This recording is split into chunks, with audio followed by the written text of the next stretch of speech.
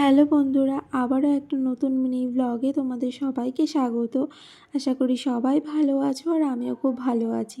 তো আজকে ব্লগটা একদমই সকাল থেকে শুরু করে দিয়েছি। তার জন্য এখানে আটা মেখে নিলাম আর রুটি করব সকালবেলায় আমার আর আমার বরের জন্য। আর এখানে আটা মেখে রুটি করা শুরু করে দিয়েছি। তার মধ্যে ও বাজারে চলে গেছে, সবজি বাজার, মাছ যা আনবে। আর আমার শ্বশুর শাশুড়ি আজকে আসবে আমাদের বাড়িতে, তো ওই জন্য আমরা রান্না করব। কি রান্না করব দেখিও বাজার থেকে কি নিয়ে আসে। আর এদিকে ডিমের জন্য ডিমের মামলেট আর ভুজিয়া করব, তার জন্য পেঁয়াজ কেটে নিয়েছি। আর আমার জন্য ডিমের মামলেট করেছি আর ওর জন্য ভুজিয়া। এদিকে সকালের ব্রেকফাস্ট সব কমপ্লিট করে নিয়েছি।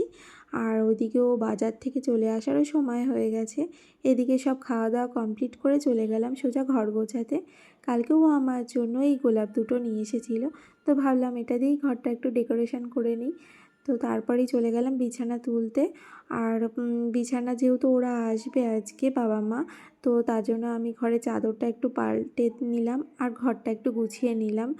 আর জামা কাপড় যা ছিল সব ভাঁজ করে তুলে রেখে নিয়েছি কাবারে।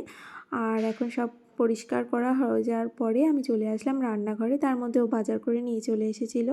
আর এখানে রুই মাছ নিয়ে এসেছিলো আর কলমি শাক, চিংড়ি মাছ সব কিছু নিয়ে এসেছিলো। আমার শ্বশুর শাশুড়ি পেঁয়াজ রসুন খায় না, তার জন্য একটু আদা, জিরে, ধনে, কাঁচা লঙ্কা সব একসাথে বেটে আর টমেটো কুচি করে দিয়েছিলাম। দিয়ে মাছটাকে আলু দিয়ে কষিয়ে ভালো করে ঝোল করে নিয়েছি। আর এদিকে চিংড়ি মাছ দিয়ে কলমি শাক করেছি। ওরা শাকের মধ্যে চিংড়ি মাছটা ভালোবাসে, সেই জন্য আমি কলমি শাক করেছি। আর পুঁটি মাছ দিয়ে আমের টকও বানানো হয়েছে। তো সব গুছিয়ে খেতে দিয়ে দিলাম। টাটা বন্ধুরা, দেখা হচ্ছে নেক্সট